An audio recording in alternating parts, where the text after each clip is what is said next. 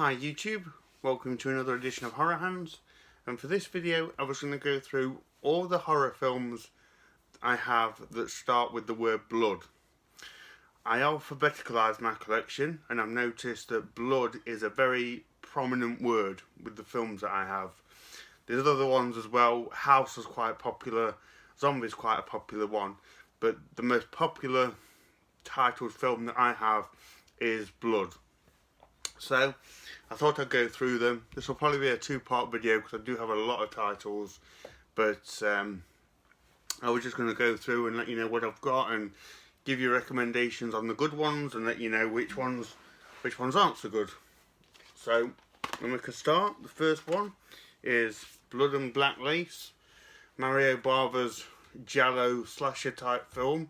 I think this takes place in like a fashion kind of thing. It's like all these models, but there's a killer going around killing people off, and there's lots of like unscrupulous characters who get killed off in this one. Really good film. Mario Bava is fantastic at setting really kind of creepy atmosphere and like a gothic feel, and yeah, this is one that I really enjoyed.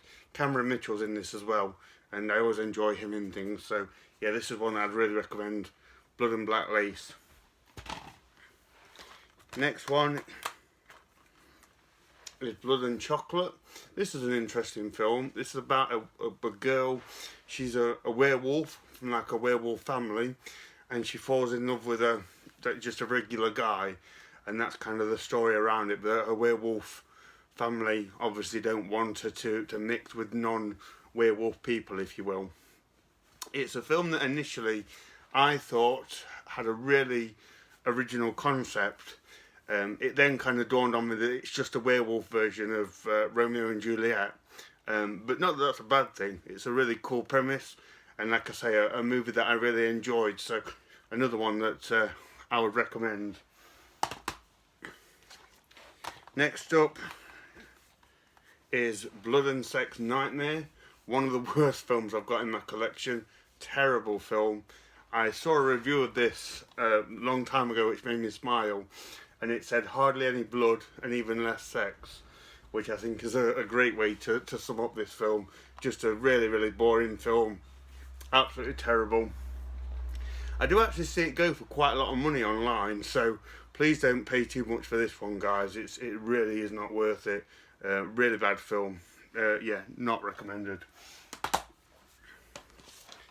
Next up is Blood Angels, vampire film. I think all these women are vampires, and can't remember what the plight is, but it was an entertaining film nonetheless. I had fun with this one. Got no problem with Blood Angels. Yeah.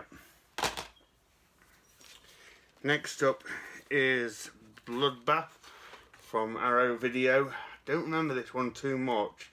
I don't remember it entertaining me all that much. I think I struggled with it, and there's a couple of different versions on this release. I just watched the short version, and if I remember right, I struggled to get through that, so should probably give it another watch. But upon first viewing, I wasn't too enamoured with this one, unfortunately.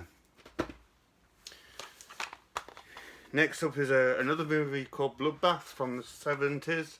This is an anthology film. It's okay, nothing special, but entertaining enough.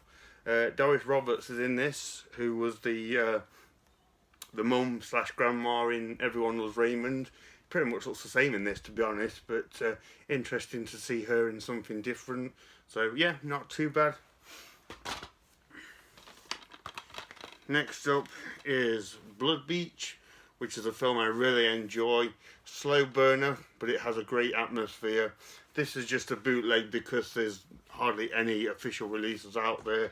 I think there's an official release from Germany, but not easy to get. This wasn't that easy to get either, but great movie. I love Blood Beach. Next up is The Blood Beast Terror. This is Peter Cushing fighting this monster who, if I remember right, he drains people of blood. Might be like a wasp type creature. I can't remember all that much, but good film. I enjoyed this one. I don't tend to remember all the details about the films, but I remember if I enjoyed them or not, which is useful in itself. Next up is Blood Cult. This one I didn't enjoy. Very slow, very low budget. I don't know if it's shot on video. If it isn't, it certainly feels like one. But not one that I enjoyed. Looks cool, sounds cool on the back, but doesn't quite deliver, unfortunately. Next up is Blood Diner. Sean Blue Digital has just reviewed this on his channel, so check out his review. This one's a good one. It's more of like a horror comedy. Lots of crazy stuff going on. These two brothers, their uncle is like a killer. He gets shot and killed by the police, but they bring him back from the dead, and all that remains of him is like his brain and his spinal cord, and he talks to them and they take orders from him, and they try and like sacrifice women to bring back this god for whatever reason. So crazy stuff, but fun stuff and entertaining. So another one that I'd recommend, as long as you don't take it too seriously. Next up is a Fangoria DVD called Blood Drive, and this is a bunch of short films from some amateur filmmakers. Been a while since I watched this. I don't remember them being all that great, but probably need to check this one out again and just remind myself what's on it. There is a Blood Drive 2, but I don't have that one as of yet. Next up is Blood Feast, the infamous gore film from the 60s, famous for being like the first gore film that there was. Must have really shocked people in the 60s, but at the same time, it's so silly, it's hard to take it all that seriously, but it is a film that I enjoyed. I do like Blood Feast. And then we have Blood Feast 2 from Shriek Show. This one came out decades later, a long time after the first one. Another one that I enjoyed. I was surprised how much I did enjoy this one. I've only watched it the once, and it was quite a while ago, but yeah, I did have a lot of fun watching this one. Next up is Blood Flood. This is a triple feature from Morella, who is like an Elvira type character. It's got Grave of the Vampire, House of Evil, and Guru the Mad Monk on it. Haven't watched any of these three films. I should really give them a watch and see what they like. I think I just bought it for that Blood Flood title. I thought that was cool at the time. Next up is Blood for Dracula. I did a video a few weeks ago about the most underrated films in my collection, and this was number one. And it is a wonderful film, really well made, brilliant performances, beautiful film but sleazy at the same time, and just one that I never hear anyone talk about. Don't see that many people showing it or owning it either, so one that I definitely recommend. Highly suggest checking out Blood for Dracula. Really interesting film. Next up is Blood Gnome, which is a fun one, not to be taken seriously, which hopefully you've gathered with a title like Blood Gnome, but one that is entertaining, and yeah, I had a lot of fun watching this one, so yeah, not too bad. Next up is Blood Harvest from Vinegar Syndrome. Pretty good slasher film from the 80s. I see this one get mixed reviews, but I enjoyed it. Kind of famous for starring this guy Tiny Tim, but I've got no idea who he is. I think he's some music kind of guy, but I've never heard anyone talk about him since or before this film or anything. So yeah, no idea who he is in the world, but he's pretty good in this film. I like the twist at the end. So yeah, decent film in my opinion. Next up is Bloodhook. This was released by Troma back in the day on DVD. This is the Vinegar Syndrome Blu-ray. Love that artwork and love the tagline, "You can't worm your way out." I enjoyed this one. Was surprised how much I did like this. Thought it was a really good film, not to be taken too seriously. It's a slasher film that takes place in and around a fishing lake at the time of this fishing competition, but yeah, enjoyable watch. I had fun with that one.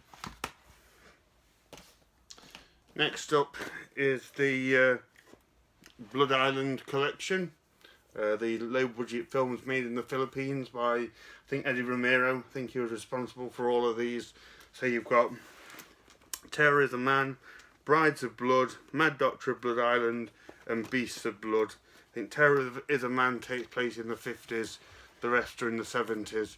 All of them are really good films. Yeah, admittedly, I kind of rushed through Terror is a Man to get to the more lurid 70s movies, but I think I enjoyed Terror is a Man the most out of all of these. But all of them are great films. I'd highly recommend this box set if you can still find it. Next up is Blood Lake. Didn't like this film at all. This is a shot on video film. I'm not a fan of shot on video because of films like this. Very, very boring. Just a bunch of people sat around a cabin doing nothing. A real kind of endurance test to get through this one. So yeah, unfortunately this one wasn't one that I enjoyed. Then we have another film called Blood Lake. This is kind of the opposite spectrum of the crappy type of horror films. This is the CGI asylum type film. I did enjoy this one though. This is one of the better asylum films. This is these killer eels that attack the beach in like this town.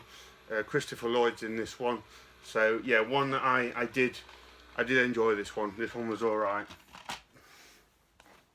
And next we have Bloodlust, which, remind myself, this is a guy, I think he just goes around killing women and like drinking the blood, if I remember right. I did enjoy the film, but it's been a while. Yeah, this one has been re-released by, I think, Mondo Macabre on Blu-ray in a nicer edition if you're interested. But yeah, I thought it was okay. Decent enough film. And then we got Blood Moon, werewolf film. I think this DVD is quite hard to find nowadays, and this movie is pretty popular from people who I've heard that have seen it. I thought it was okay. Watched it a long time ago. Didn't really stay with me all that much. I don't seem to like it as much as what everyone does, but I got no problem with it. It was okay, pretty decent. It takes place in a circus, like a travelling circus if I remember right. And someone's like a reluctant werewolf, I think.